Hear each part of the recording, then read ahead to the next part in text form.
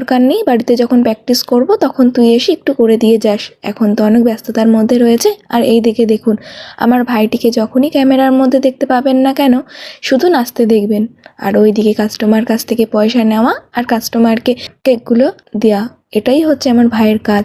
আর একটি নতুন কাজের মধ্যে তাকে আবদ্ধ করে দিয়েছি। বাবা একটি বক্স নিয়ে এসেছিল, ওইটির চালানোর দায়িত্বে পুরোপুরি ভাইকে দিয়ে দিয়েছিলাম। আর আজও জানেন, কিছু কাস্টমারের বেশ আনাগোনা পড়ে গেছিলো। এইদিকে আমার এক ছোট্ট ক্ষুদে স্টুডেন্ট, এটির সাথে তো আপনার প্রায় পরিচিত হয়েই গেছেন, দোকানে এসে কী যে মজা পেয়েছে। বলছে আমি কেকের দোকানে এসে আমার কেমন একটু লজ্জা লজ্জা লাগছে, বেশ আনন্দ করছিল।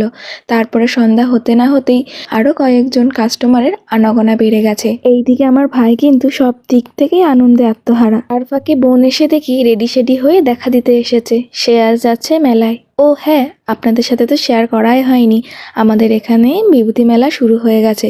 আমি এখনও সময় করে উঠতে পারিনি বলে যাওয়া হয়ে ওঠেনি, আপনারা কিন্তু অবশ্যই ঘুরে আসবেন। এই দিকে চলে এসেছিল দাদা আর তার ছেলে। এই দাদা হচ্ছে আমাদেরই গ্রামের, জানেন ছোটবেলা আমি এই দাদার কাছে আঁকা শিখতাম, দাদার আঁকা কিন্তু বেশ ভালো। ওইদিকে ওই দাদার ছেলে কেক খেয়ে তারপরে বাড়িতে নিয়ে যাবে, মানে এতটা সে আনন্দে উৎফুল্ল। আর এইদিকে ছোট্ট কাস্টমার রিভিউটা শুনুন। তোমার কেক খেয়ে কেমন লেগেছে? ভালো লাগেছে। ভালো লেগেছে? আবার